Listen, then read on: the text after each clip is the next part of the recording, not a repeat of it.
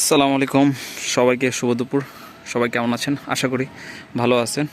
আজকে হচ্ছে 11ই জানুয়ারি 2025। তো চলে আসলাম আমার সবজি বাগানে আপনাদের দেখাইতে যে কী অবস্থা বর্তমানে আমার সবজি বাগানের। তো এইদিকে হচ্ছে কফি বোনা হয়েছে, 3 ধরনের কফি আপনারা অনেকে জানেন।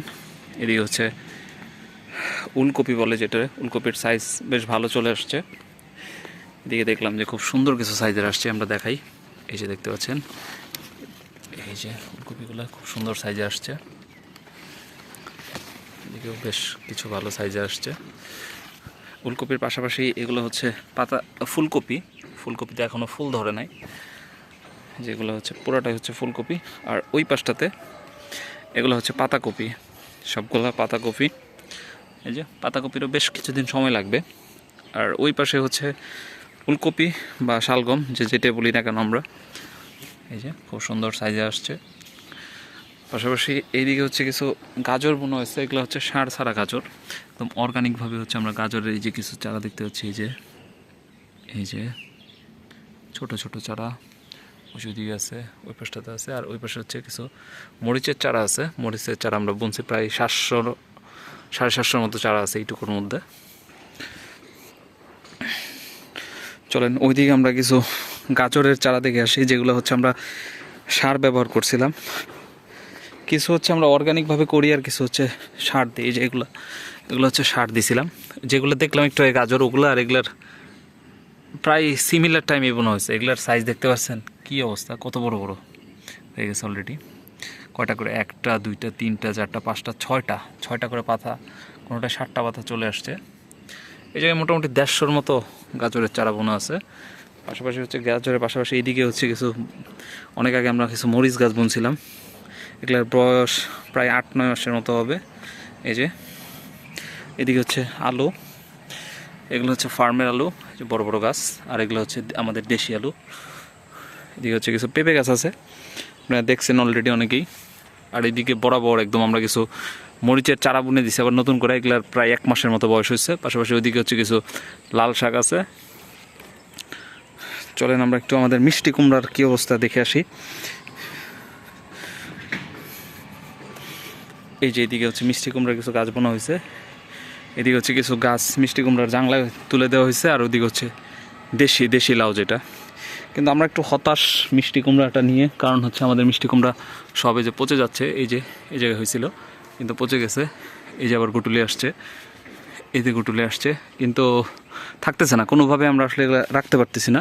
ওই যে ওইদিকেও গুটুলি আসছে, ওই পাশেও বেশ কিছু গুটুলি আসছে। আমরা একটু হতাশ এই মিষ্টি কুমড়ার নিয়ে, কারণ হচ্ছে কিছু কিছু যে বল্লা টাইপের কিছু আছে, আর ফুল কে জানি খায় ফেলে। এগুলো নিয়ে আমরা খুবই হতাশ, কারণ এখন পর্যন্ত আমরা কোনো মিষ্টি কুমড়া আসলে আমরা সংগ্রহ করতে পারি নাই। যাই হোক, মিষ্টি কুমড়া থাকতেছে না। এই যে দেখতে পাচ্ছেন যে পচে যাচ্ছে। আর মিষ্টি কুমড়ার পাশাপাশি এই পাশে হচ্ছে আমাদের একটা মরিচের চারা, একটা শেড আছে।